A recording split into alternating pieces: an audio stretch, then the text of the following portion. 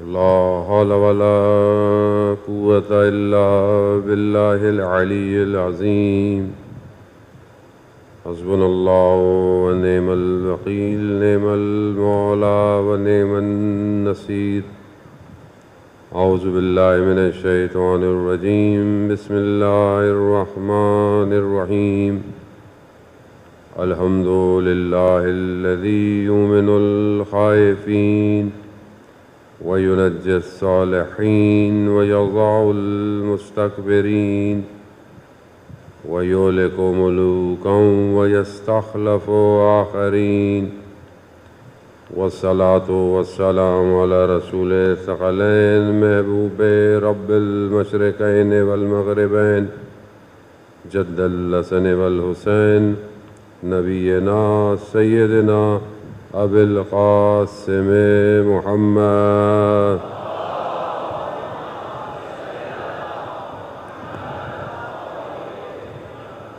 وعلى آله الطيبين الطاهرين المعصومين لا سيما بقية الله في الأرضين روحي وأرواحنا للتراب مقدم الفداء ولعنة الله على أعدائهم أجمعين بسم الله الرحمن الرحيم رب اشرح لي صدري ويسر لي أمري واحلل عقدة من لساني يفقهوا قولي أما بعد فقد قال الله سبحانه وتعالى في كتاب الحكيم والقرآن المجيد وما خلقت الجن والإنس إلا ليعبدون صلوات بھیج دے محمد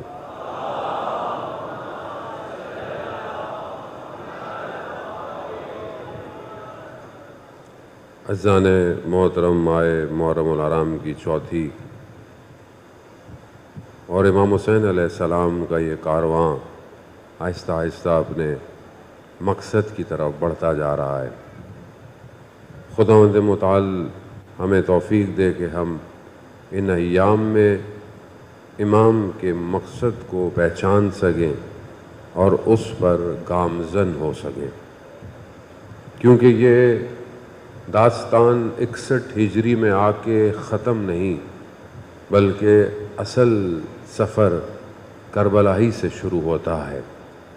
اور آج اس دور کے اندر کہ جہاں ہم رہتے ہیں ماڈرن دور، آرٹیفیشل انٹیلیجنس کا دور ہے، دنیا مختلف زاویوں سے ترقی کرتی چلی جا رہی ہے، لیکن آج بھی امام کا غم تازہ ہی ہے۔ انسانیت جتنی بھی ترقی کر لے مگر اسے اپنی باطنی اور حقیقی کامیابی کے لیے امام حسین کے کاروان میں شامل ہونا پڑے گا۔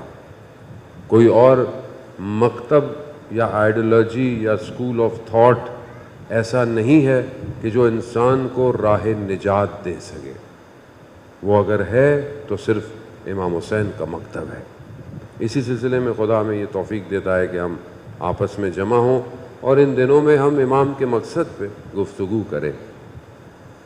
دنیا میں جیسے میں نے آپ کو کل بھی عرض کیا کہ امام کی معرفت نہیں ہوگی امام تک نہیں پہنچ پائیں گے۔ اور امام کی معرفت کیسے ہو کہ جو امام نے فرمایا ہے اس کو اپنی زندگی میں پریکٹیکل لے کر آئیں، عملی لے کر آئیں۔ آپ لاکھ بولتے رہیں کہ میں فلانے شخص کا ماننے والا ہوں، مگر جب تک آپ کا عمل یہ نہ بتائے کہ آپ اس کو مانتے ہیں کوئی فرق نہیں پڑے گا۔ آپ ہزاروں نعرے لگاتے رہیں لیکن آپ کا کردار علی کے نعروں جیسا نہ ہو تو آپ پھر ویسے نہیں ہو سکتے۔ ماننے والے امام کے بہت تھے، بہت مانتے بھی تھے، امام کے ساتھ بھی تھے، لیکن کیا وجہ ہے کہ امام اپنے خطبوں میں خون کے آنسو روتے ہوئے نظر آتے ہیں؟ یعنی دل ان کا رنجیدہ ہے۔ کیوں رنجیدہ ہے؟ کیونکہ امام کو مان رہے ہیں مگر امام کی نہیں مانی جا رہی ہے۔ اور یہی معاملہ اور یہی ماجرا سید الشہداء کے ساتھ، لوگوں نے امام کو دعوت دی اور بہت لوگوں نے دعوت دی، لیکن کتنے امام کی دعوت پر امام تک پہنچے؟ 12,000 سے 18,000 کوفہ والوں کے خط ہیں، اور کتنوں کو امام نے خط لکھا اور کتنے امام کے پاس آئے بس یہی کل میں نے آپ کی خدمت میں عرض بھی کیا تھا کہ جس طرح امام نے حبیب ابن مظاہر کو خط لکھا، اسی پیٹرن پر سسٹم چل رہا ہے، یہی پیٹرن ہے۔ وقت کا امام بھی اسی اسٹریٹجی پر اسی طریقے سے ہمارا انتظار کر رہا ہے۔ ہم خط لکھ رہے ہیں امام کو، ہمارا خط کیا ہے؟ عریضے لکھتے ہیں، دعا کرتے ہیں، اللہ جل عرض کرتے ہیں کہ مولا آ جائیے۔ بہترین دعا بھی یہی ہونی چاہیے انسان کی کہ امام آپ آئیں، اور ادھر سے امام کی بھی ریکوائرمنٹ ہے کہ جو مجھے بلا رہا ہے اس کے کریکٹرسٹکس ایسے ہونے چاہیے، اس کا اخلاق ایسا ہونا چاہیے، اس کا کردار ایسا ہو، اس کی عبادتیں ایسی ہوں، اس کا بزنس ایسا ہو، اس کی سوچیں ایسی ہوں، اس کا معاشرہ ویسا ہو۔ مطلب آپ اکیلے تو امام کو نہیں بلائیں گے، آپ کم از کم تو آپ اپنے گھر میں تو امام کو دعوت دیں گے۔ جب آپ اپنے گھر میں امام کو دعوت دینا چاہ رہے ہیں تو گھر کیسا ہو؟ گھر ویسا ہو کہ جس میں امام تشریف لائیں۔ ورنہ استاد دانشمند کا جو انہوں نے واقعہ پڑھا، اور بہت ہم بھی کئی دفعہ پڑھ چکے ہیں، کہ ایک جوان اپنے گھر میں بیٹھا ہوتا ہے اور کیمرے میں، جو گھر کا کیمرہ ہوتا ہے دروازے کا، ڈور بیل جسے کہتے ہیں، اس میں اس کو دیکھتا ہے کہ کسی نے بیل بجائی ہے، دیکھتا ہے تو تصویر آ رہی ہے، تو ایک دم اٹھاتا ہے، کہتا ہے کون؟ کہا میں امام ہوں۔ کہا مولا؟ کہا میں تمہارے گھر آنا چاہتا ہوں۔ کہا مولا 1 منٹ مجھے 5 منٹ دیجیے گا تاکہ میں وہ جلدی اپنے گھر کو صحیح کرنے لگا کہ مولا آئے۔ دیر ہو گئی، جب باہر نکلا تو کیا دیکھتا ہے کہ امام گلی کے کونے پہ کھڑے ہوئے ہیں، اور امام خدا کی بارگاہ میں شکوہ عرض کر رہے ہیں کہ پروردگار گواہ رہنا، میں نے ان کے دروازے کھٹکھٹائے تھے، کسی نے 5 منٹ کہا، کسی نے 3 منٹ کہا، یہ لوگ میرے لیے تیار نہیں ہے۔ یہی اسٹریٹجی کربلا سے یہاں ریفلیکٹ ہو رہی ہے۔ کربلا 61 ہجری میں ختم نہیں ہو رہی ہے۔ کربلا صرف کوئی تاریخی واقعہ نہیں ہے کہ آپ بولیں کہ ہو گیا، ہم جمع ہوں، گفتگو کریں اور گھر چلے جائیں۔ نہیں، یہ مقصد نہیں تھا امام حسین کا۔ امام حسین کا مقصد تھا بیدار رہو، بیدار، ہر زمانے کے یزید کو پہچانو تو صحیح، کم از کم پہچانو تو صحیح۔ ہر کسی کے بس کا کام نہیں ہے جو امام نے چاہا ہے، وہ ہر کسی کے بس کا کام نہیں ہے، لیکن پہچان تو رکھو۔ آپ مجلس حسین میں آئیں اور وقت کے یزید کو پہچانے بھی نہیں۔ مطلب ہم ہر روز ہی گفتگو کر رہے ہیں فلسطین پہ، غزہ پہ، سچویشن پہ۔ کم از کم میں نے پہلے بھی کچھ جگہوں پہ عرض کیا کہ مثلا ان ایام میں اگر آپ کچھ کر نہیں سکتے تو آپ ریفلیکٹ تو کر سکتے ہیں نا۔ مطلب دنیا میں کیمرے لگائی ہوئی ہے، ٹی وی بھی دیکھ رہے ہیں، ویڈیوز بھی چل رہی ہیں، بچے ٹک ٹاک بھی بنا رہے ہوتے ہیں، تو کچھ ماحول ایسا تو ہو کہ آپ کو لگے کہ آپ آج کے یزید کو پہچان چکے ہیں۔ کوئی فضا تو ایسی کریٹ ہو، کچھ بینر لگے ہوئے ہوں، جو پروڈکٹ استعمال کرنی ہے ان کی تصویریں لگی ہوں، جو پروڈکٹ استعمال نہیں، کم از کم ہر کسی کو تو نہیں پتا۔ آپ کچھ ماحول بنائیں، کچھ تصویریں، کچھ انفارمیشن مسجد امام بارگاہوں میں پتہ چلے کہ ہم جس حسین کی مجلس میں آئے ہیں یہ ہر زمانے کے ظالم کے خلاف جنگ ہے۔ لیکن ہم آئیں اور چلے جائیں تو پھر وقت کا امام ہماری طرف کس نگاہ سے دیکھے گا؟ جو یہ کہے کہ یہ تو ابھی ہل نہیں رہے، ان کے لب کھل نہیں رہے، یہ کچھ کر نہیں رہے، میں خدا نخواستہ میرے ساتھ تو وہ نہیں کریں گے کہ جو امام کو کربلا میں بلا کے کیا۔ سوالیہ نشان ہے اذان موت۔ تو ان کوالٹیز کو، ان خصوصیتوں کو کہ جو بہرحال چند دن آپ کی خدمت میں عرض کی ہے، اس کو اپنے اندر ایجاد کریں۔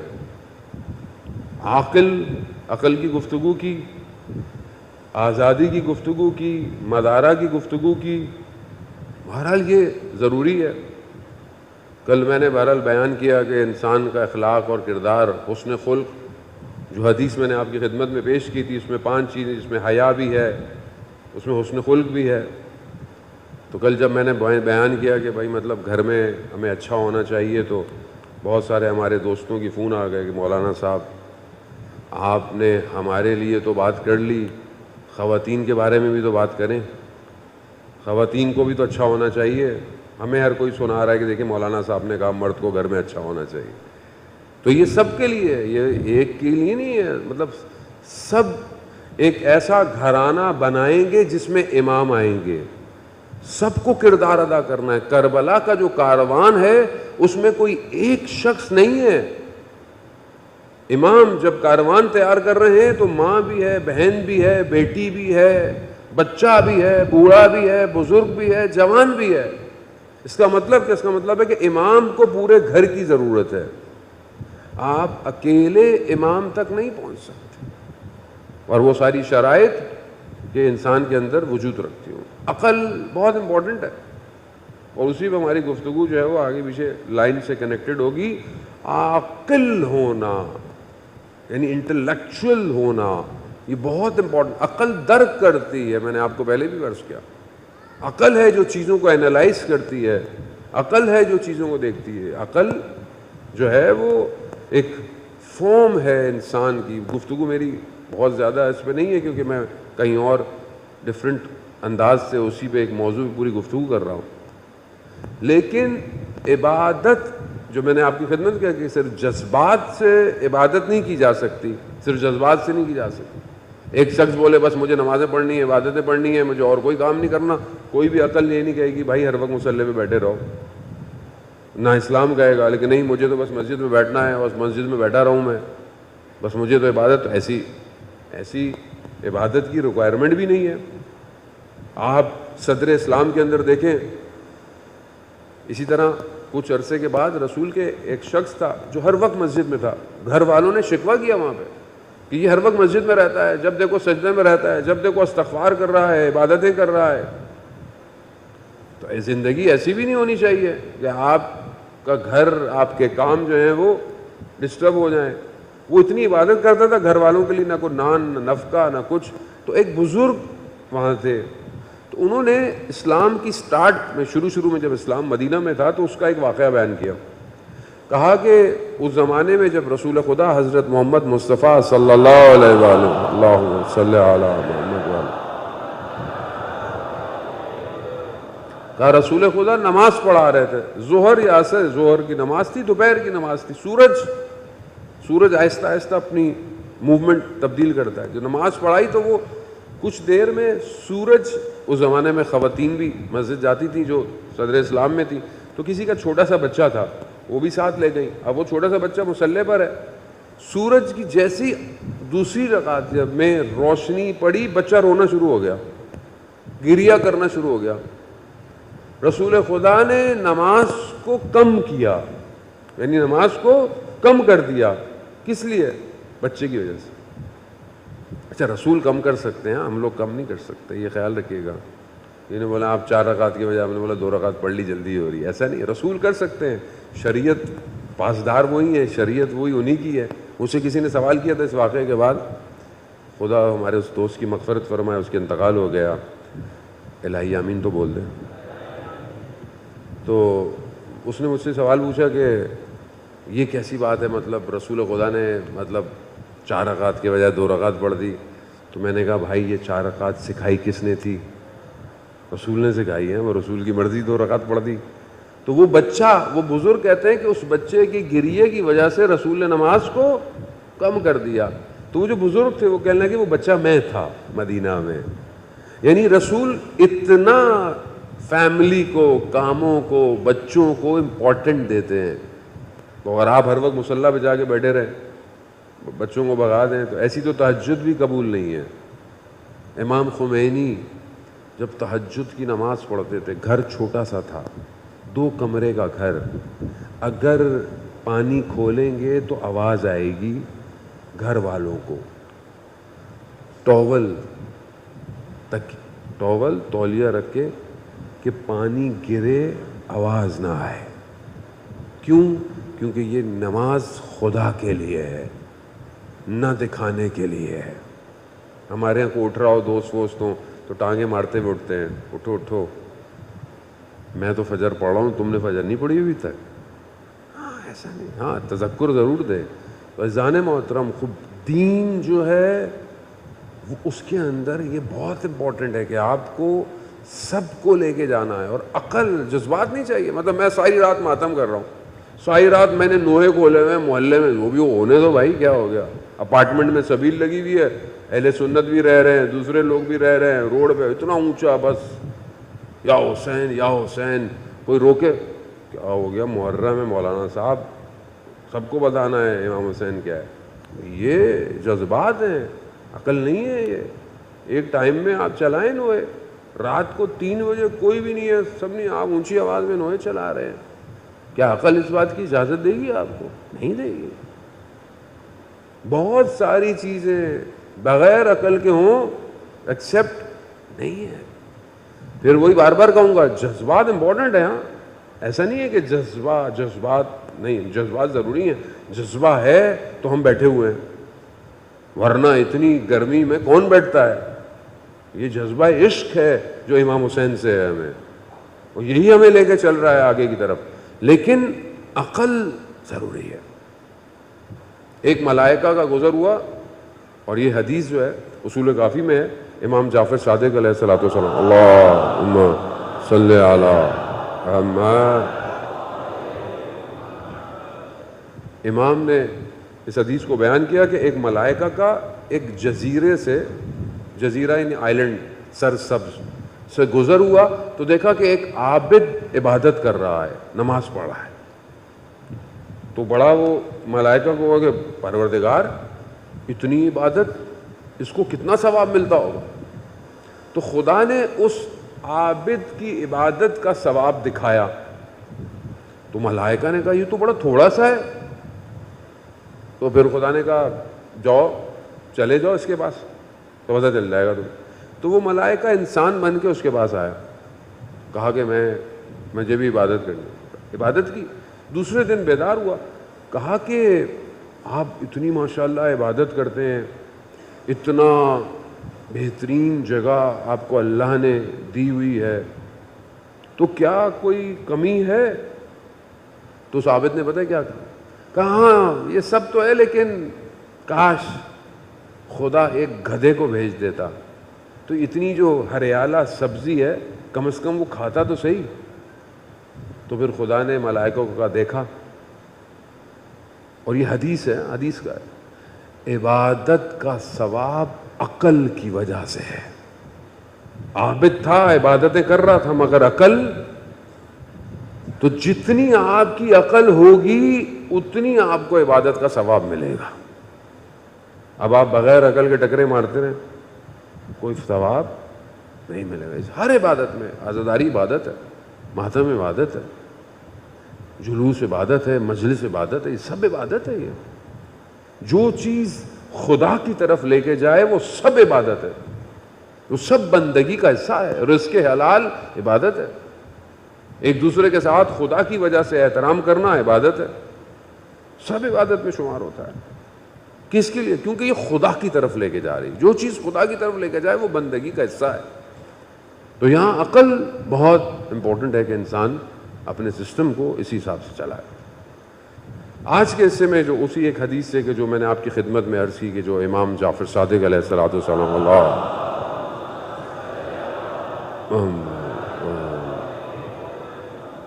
امام نے جو کوالٹیز بیان کی ہیں اس میں سے ایک کوالٹی ہے کہ جو امام اپنے چاہنے والوں کے لیے کہ اسے صبوراً, یعنی اسے صابر ہونا چاہیے, صبر اس کے اندر ہونا چاہیے. اب یہ صبر جو ہے وہ اس کی بھی کئی ٹائپس ہیں جو آپ ماشاءاللہ مجلس سے سننے والے ہیں, آپ سنتے رہتے ہیں, لیکن بہرحال تکرار ریپیٹ کے لیے. اور میں بہرحال تشکر کروں گا مولانا اطہر رضوی صاحب جو رضویہ یعنی اصل رضویہ جو ہے ایکچوئل وہاں پر مجلس سے خطاب کر رہے ہیں. تو بہرحال آج ہماری گزارش میں یہاں تشریف لائے. میں نے کہا یہ نیو رضویہ ہے, وہ اولڈ رضویہ ہے تو رضویہ بہرحال, اور آپ بھی رضوی ہیں. بہرحال آپ تشریف لائیں, انشاءاللہ مولا ان کی توفیقات میں اضافہ فرمائے. عزیزان محترم, صبر جو ہے وہ اس کی 3 ٹائپس.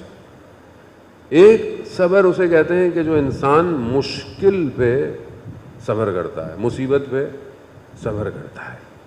پریشانی آ گئی, مشکل آ گئی, آپ نے صبر کیا. دوسری ٹائپ, انسان جو ہے وہ عبادت پہ صبر کرتا ہے. یعنی عبادت پہ کیسا صبر؟ رات کو نیند آ رہی، شدید تھکے ہوئے ہیں، سردیوں کا موسم ہے، صبح فجر میں اٹھ کے 2 رکعت نماز پڑھنی ہے. یعنی صبر چاہیے نا، ٹھنڈے پانی سے وضو کرنا، صبر. تیسرا صبر گناہوں سے صبر ہے. گناہ آپ کے سامنے آمادہ ہے، گناہ آپ کے سامنے ریڈی ہے، اب آپ کو صبر کرنا ہے. یہ کوالٹی جو کہ امام فرماتے ہیں یہ بہت امپورٹنٹ ہے. آج ہم جس دور کے اندر ہیں اور ہماری زندگی کے ہر حصے میں یہ صبر کی ریکوائرمنٹ ہے. بے صبرہ آدمی خدا بھی اس کے ساتھ نہیں ہے. خدا قرآن میں کیا کہتا ہے؟ ان اللہ مع الصابرین، اللہ صبر کرنے والے کے ساتھ.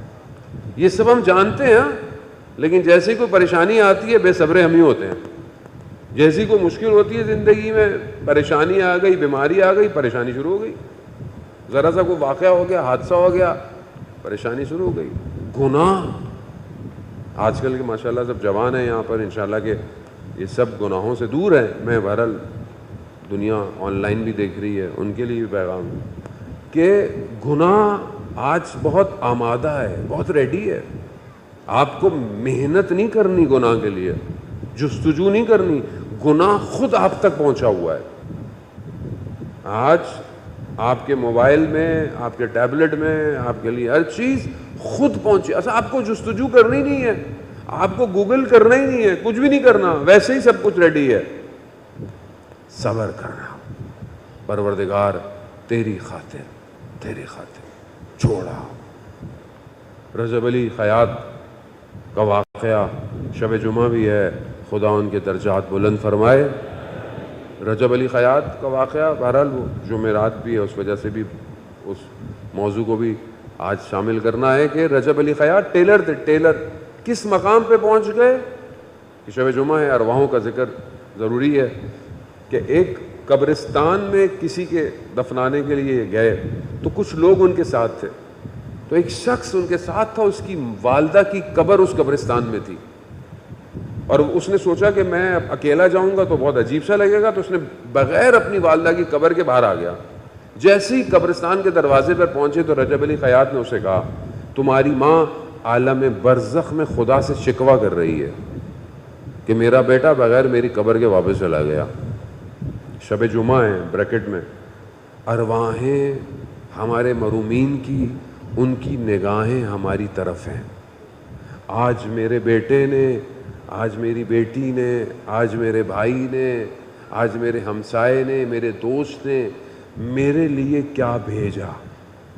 آج شب جمعہ سے لے کر عصر جمعہ تک وہ اپنے چاہنے والوں کے گھروں کی طرف انتظار کرتی ہیں، اور جب واپس جاتی ہیں اور دیکھتی ہوں کہ ان کی اولاد نے کچھ نہیں بھیجا تو ان کا اس عالم میں ان کی روح بہت شرمندہ ہوتی ہے.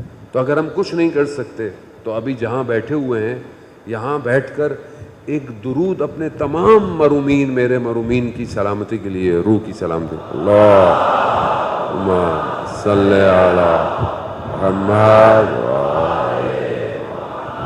وعجل فرج. یہ درود ایک نور کی صورت میں ان کی قبر میں چلا گیا ہوگا، اور سب اتنے خوش ہوئے ہوں گے کہ ہمارے اولاد نے، ہمارے رشتہ داروں نے ہمیں فرش عزا سے کچھ بھیجا ہے. یہ بہت ضروری ہے. اب رجب علی خیاط اس مقام پر، اس لیول پہ پہنچے ہوئے ہیں. کیسے پہنچ گئے؟ ٹیلر تھے، گھر میں کوئی گھر میں تھا نہیں، کوئی خاتون. انہوں نے کہا کہ کوئی بھی نہیں ہے، گناہ ہے. انہوں نے کہا اچھا میں دروازہ بند کر کے آتا ہوں. دروازہ بند کرنے کے بجائے انہوں نے خدا سے سودا کیا، پروردگار کوئی نہیں دیکھ رہا مگر تو دیکھ رہا ہے، میں دروازہ بند کرنے کے بجائے کھول کے باہر جا رہا ہوں، تو میرے لیے کیا کرے گا. بس انہوں نے دروازہ کھولا، اللہ نے عالم غیب کو ان کے اوپر کھول دیا.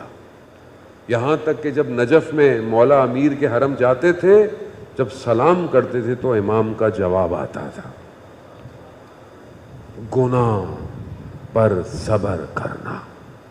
ایک تو یہ لیول ہے نا، گناہ ہے آپ صبر کر رہے ہیں. ایک وہ لیول آتا ہے کہ جب انسان کو گناہ کی حقیقت نظر آتی ہے گناہ کی حقیقت کیا ہے؟ جب آپ اپنے آپ کو تھوڑا سا اور ایلیویٹ کریں گے، پہلی سٹیج تو یہی ہے کہ آپ کو صبر کرنا ہے، عبادت بھی کرنی ہے، گناہ سے بھی روکنا ہے، مشکل پہ جتنا آپ صبر کرتے جائیں گے لیول بڑھتا چلا جائے گا، لیول بڑھتا. خدا، حدیث ہے امام جعفر صادق علیہ الصلوۃ والسلام، اللہم صلی علی محمد. امام ارشاد فرماتے ہیں کہ یہ جو مصیبتیں ہیں، امتحان ہیں، یہ ہمارے اور ہمارے چاہنے والوں کے لیے. اب کوئی مومن یہ کہے کہ میری زندگی میں مشکل نہ آئے، کوئی مومن یہ کہے کہ میری زندگی میں پریشانی نہ آئے، مومن نہیں ہے. روایت ہے 40 دن تک اگر آپ کی زندگی میں کوئی مشکل نہ آئے تو آپ کو پریشان ہونا چاہیے. کیوں؟ کہیں خدا نے مجھے میرے حال پہ چھوڑ تو نہیں دیا. مومن مشکلات سے بالکل نہیں گھبراتا، اصل گھبرانا نہیں ہے. مومن کا کام مشکلات کو چیرتے ہوئے نکل کے جانا ہے. مومن ہوتا ہی ایسے ہی ہے. مومن، اصل مومن کے لیے اصل دنیا معنی نہیں رکھتی. دنیا کی چیزیں اس کے لیے پریشانی ہے، امتحان ہے. ایکسیڈنٹ ہو گیا، حادثہ ہو گیا، نقصان ہو گیا، وہ دنیا ہے. ہوگا، کہاں ہوگا آپ کا حادثہ؟ کہاں ہوگا؟ قبر میں ہوگا؟ قبر میں تو کوئی حادثہ نہیں ہے. عالم حشر میں ہوگا؟ کوئی حادثہ نہیں ہے، یہیں ہوگا. چیک کہاں کیے جائیں گے؟ الذی خلق الموت والحیات لیبلوکم، میں نے موت اور حیات کو خلق اس لیے کیا تاکہ دیکھوں کہ تم میں اچھا عمل کس کا ہے. یہی ہوگا. تو مومن کو پریشان نہیں ہونا چاہیے کہ اس کے اوپر امتحان ہے یا اس کے اوپر مصیبت ہے. امتحان ہوگا، مشکلات بھی آئیں گی، ان امتحان سے گزرنا ہے. جتنے اولیاء خدا ہیں وہ مشکلات کے اوپر قدم رکھ کر اگلے لیول پہ جاتے ہیں. ایک چیز چھینی، اس کو دیکھو اس کے اندر اس کی کیفیت کیا ہے. وہ ایک سجدہ جسے تو گراں سمجھتا ہے، اقبال کا شعر ہے نا، وہ ایک سجدہ جو تمہارے لیے مشکل ہے 1000 سجدوں سے دیتا ہے، نجات دے دیتا ہے. اگر مشکل آئے شکر کا سجدہ کرے، پروردگار تیرا شکر، تو نے مجھے اس قابل سمجھا. اگر مشکل نہ ہو میرے اور آپ کے اوپر، مطلب میں اپنی بات کروں گا، میں کمزور آدمی ہوں، اگر میں مصیبت میں مشکل میں نہیں پھنسوں تو میں تو گڑ گڑاؤں گا ہی نہیں اپنی زندگی میں تو اس کی بارگاہ میں جا کے روؤں گا ہی نہیں. میرے اندر یہ کیفیت ہی پیدا نہیں. پروردگار مشکل ہے، پریشانی ہے، یہ نعمت ہے. امام فرماتے ہیں کہ یہ جو فقر ہے، یہ جو محتاجی ہے، یہ خدا کی طرف سے نعمت ہے انسان کے لیے. اگر اسے یہ احساس نہ ہو کہ وہ فقیر ہے، محتاج ہے، تو یہ تو غرور و تکبر کرے گا. تو شکر کریں کہ انسان اس مشکل کے اندر. اس لیے تو امام نے فرمایا کہ صابر ہونا ہمارے چاہنے والوں کی خاص خصوصیت ہے. مشکل آئے گی، پریشانی آئے گی، اب آپ نکلیں، اب آپ کو اس سے باہر آنا ہے. مشکل آئے گی، علی کے ماننے والے ہیں، مشکل آئے گی، پریشانی، مارے جائیں گے مارے جائیں، کاٹے جاؤ گے کاٹے جاؤ، دھمکی دیتے رہو، راستہ روکو گے روکتے رہو. ہم تو پانی کی طرح ہیں، ادھر سے روکو گے کہیں اور سے نکل جائیں گے. وہ مشکل سے مت گھبرائیں، پریشانی سے مت گھبرائیں. کربلا میں تھوڑے سے لوگ تھے، تھوڑے سے. ظاہری طور پر دیکھیں، اگر اس زمانے کے مسلمانوں کے اعتبار سے دیکھیں، دشمن کے لشکر کے اعتبار سے دیکھیں تو کتنے لوگ تھے؟ تھوڑے سے لوگ تھے. کوئی پریشان ہوا؟ یا علی، کوئی پریشان ہوا؟ کسی نے، کسی مقتل نے، کسی تاریخ دان نے، ہسٹورین نے نہیں لکھا کہ کسی نے یہ بات کہی ہو کہ بڑی مشکل آ گئی ہے. کسی نے نہیں کہا.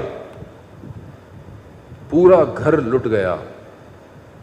کہیں پر بھی علی کی بیٹی نے یہ نہیں کہا کہ پروردگار یہ ہم پر کیسی مصیبت آئی، کہے گا، بلکہ کہا تقبل منا، خدا ہماری قربانی کو قبول کر لے. کربلا یہ ہے، کربلا پریشانی مشکل نہیں ہے. کربلا تو تیاری کا نام ہے. تیار ہو. ساری زندگی مجلس سنی، بچوں نے مجلس سنی، ہم نے کیوں سنی؟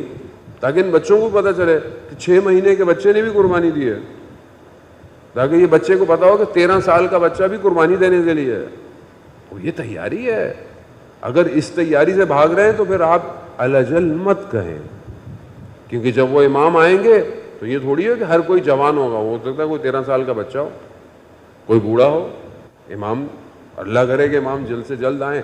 کل جمعے کا دن ہے, ظہور کا متوقع دن ہے. آپ آج رات دعا مانگے کہ کل امام کا ظہور ہو جائے.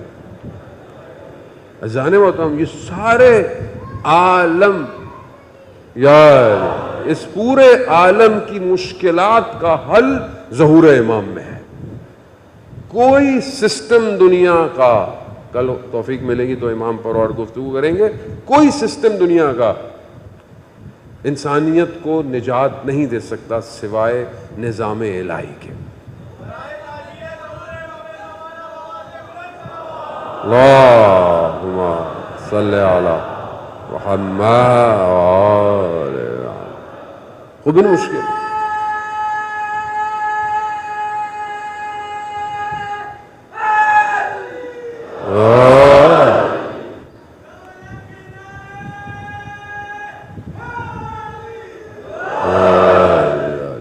اذان محترم, خدا سلامت رکھے آپ سب کو.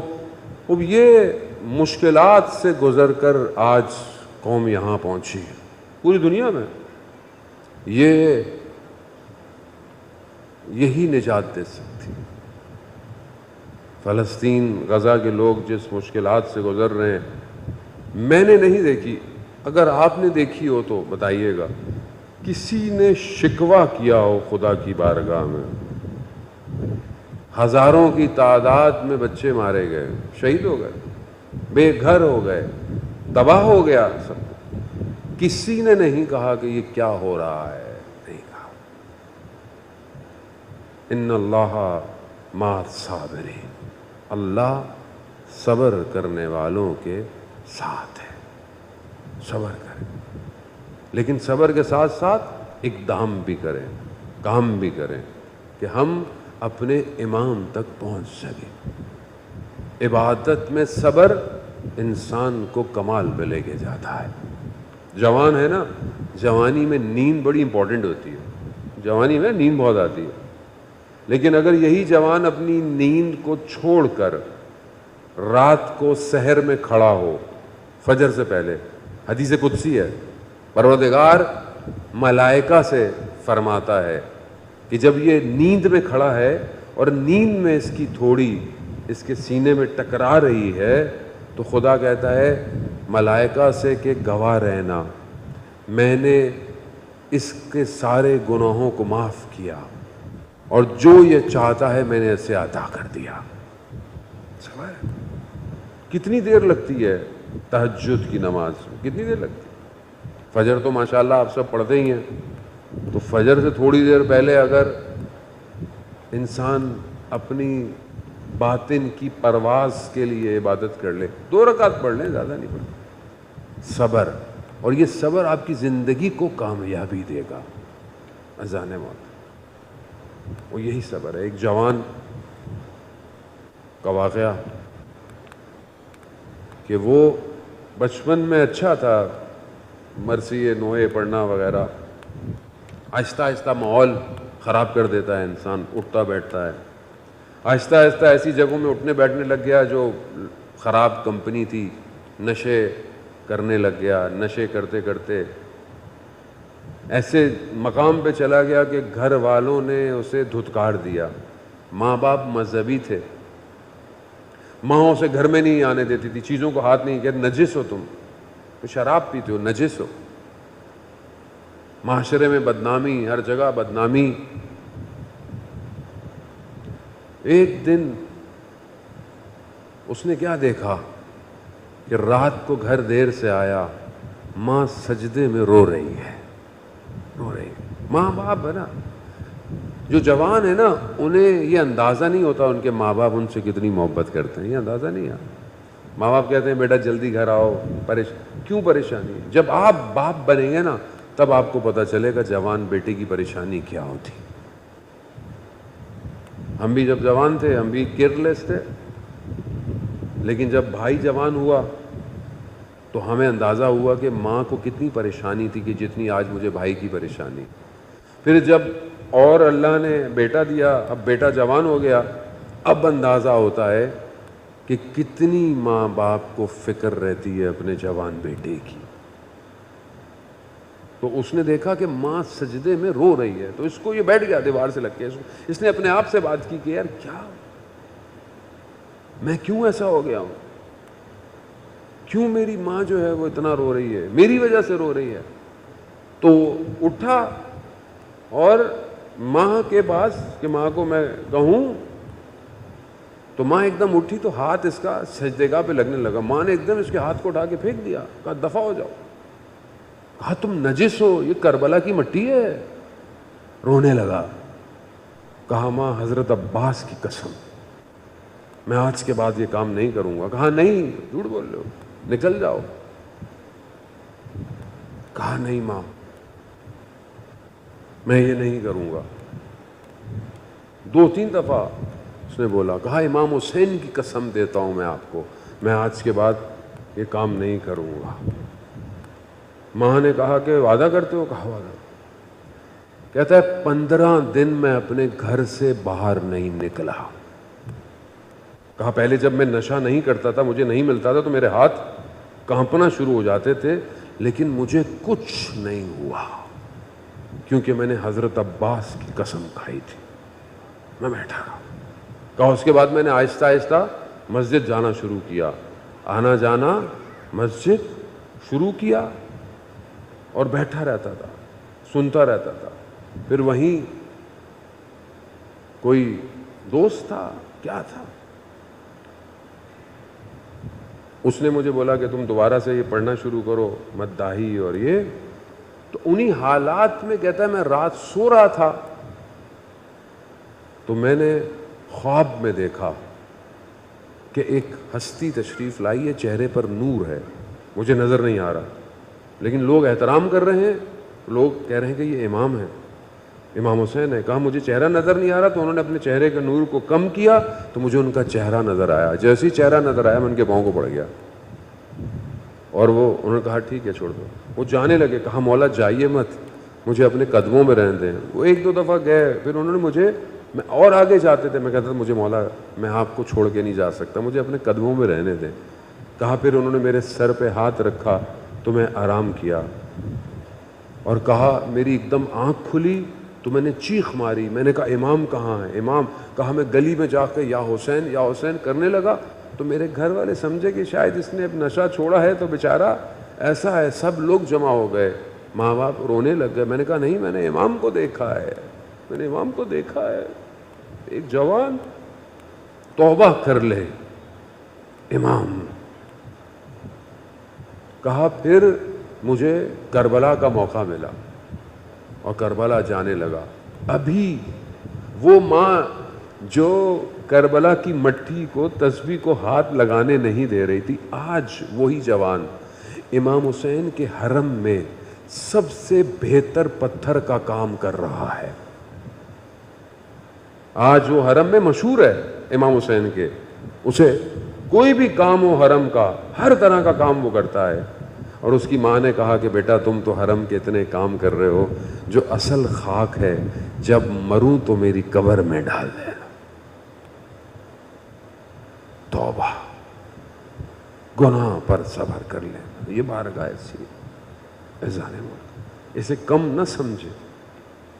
امام حسین ہدایت کا چراغ ہے, وہ قیامت تک ہے. آج ان 2 شہزادوں کی شہادت کی مناسبت ہے جن کی ماں نے ان پر گریہ نہیں کیا.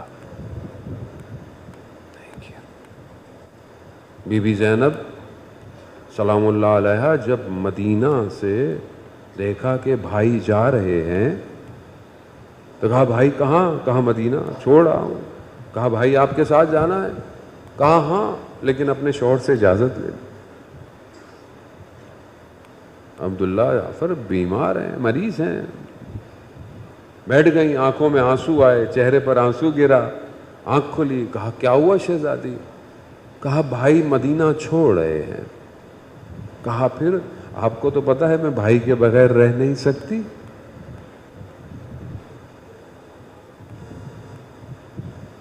کہا میں جانتا ہوں آپ بھائی کے بغیر نہیں رہ سکتے. کہا جائیے آپ جائیے. اور پھر اپنے 2 بچے بھی دیے. کہا ان کو بھی لے جائیے گا اون و محمد کو, جب وقت پڑے تو ہماری طرف سے امام پر قربان کر دیجئے گا. سواری چلی. آپ جانتے ہیں کس طرح بی بی کو سوار کیا گیا. حضرت علی اکبر سواری کو پکڑے کھڑے ہیں, شان و شوقت سے یہ مدینہ چھوڑ رہے ہیں. اب جس طریقے سے یہ مدینہ سے گئے ہیں یہ واپس اس طرح مدینہ نہیں آئیں گے. ہاں عزادارو, روز عاشورہ آئی, ہر ماں نے اپنے بچوں کو تیار کیا ہوا تھا.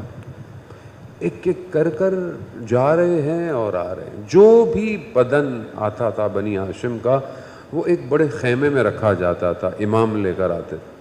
بی بی زینب پہلے سے موجود ہوتی تھیں تاکہ بھائی کا ساتھ دے سکیں, پہنچ جاتی تھی. جب اون و محمد گئے بی بی خیمے میں چلی گئی.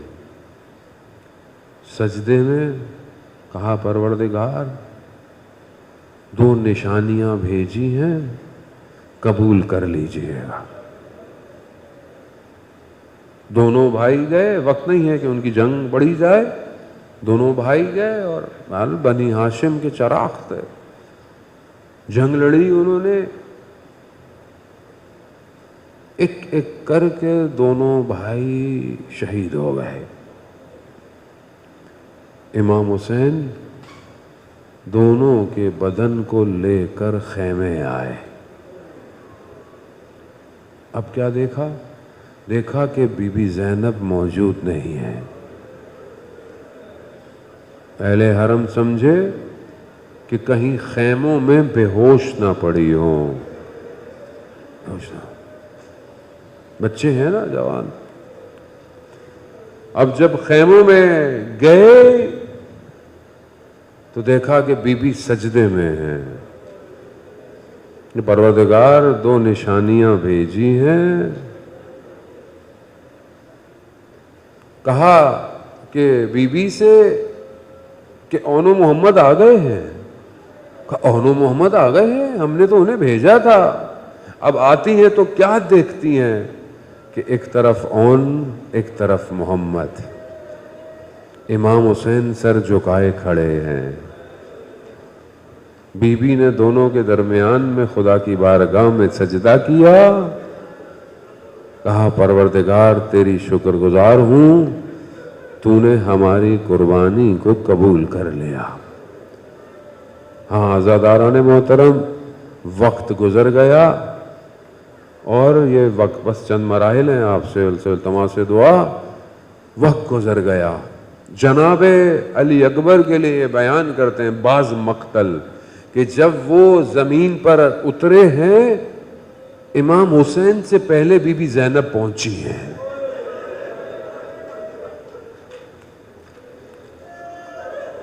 بھائی اور بہن کا رشتہ ایسا تھا, بھائی کو کسی تکلیف میں دیکھ نہیں سکتی تھی زینب, نہیں دیکھ سکتی. یعنی بھائی کا بیٹا گرا خود پہنچ گئی. اپنا بچہ بس سجدہ کیا. بھائی جب زین سے زمین پہ آیا, چند قدموں کے فاصلے پر زینب کھڑی دیکھ رہی ہے. واہ بتاوا محمدا. 11 محرم سواری گزری, بھائی کے بدن کو دیکھا, گر گئی سواری سے. یا رسول اللہ, حاضل حسین, یہ حسین ہے, خاک جس کے بدن پہ ہٹی ہوئی ہے, خون میں غلطیتا بدن ہے, سفر جاری ہے. بس چند لمحے بی بی کو پرسا دینا ہے آپ. بی بی اپنے بچوں کو روئی نہیں ہے, دل کھول کے روئیے گا ان کے بیٹوں کو. پھر رستے میں سواری جا رہی ہے, امام حسین کا سر نیزے پر ہے, اپنے بھائی سے مخاطب ہوں, بھیا ہم سے بات نہیں کرتے مگر اپنی چھوٹی بیٹی سے تو بات کر لو.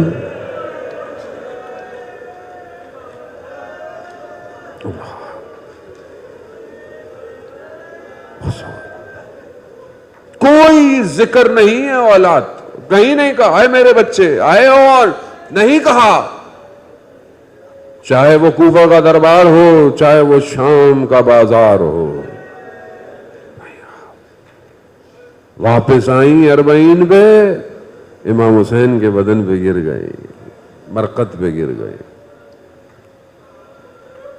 کوئی کچھ نہیں کہا, کہیں مقتل نے نہیں لکھا, یہیں روتی رہی, یہی گریا کرتی رہی. مگر جیسے ہی لٹا ہوا کارواں مدینہ پہنچا, ہائے مدینہ, ام کلثوم بی بی کے جملے, آئے مدینہ ہمارے لیے دروازوں کو مت کھولنا, ہم بھائیوں کے ساتھ گئے تھے, ہم خاکوں کو لیے آ رہے ہیں, ہم سر کے تاجوں کے ساتھ گئے تھے, زخمی کرتے لے کر آئے ہیں. بی بی زینب جب اپنے گھر میں گئی نا, بس آخری جملے, بی بی زینب جب اپنے گھر میں گئی نا, اور جب اپنے گھر کے حیات کو دیکھا, اپنے گھر کے اون و محمد کے حجرے کو دیکھا, بس وہاں بی بی نے رونا شروع کیا, اے محمد. ہاں زاداران محترم, سارے سفر میں خاموش رہی ہے, مدینہ آ کر اپنے بچوں کا ماتم کیا ہے. یا حسین,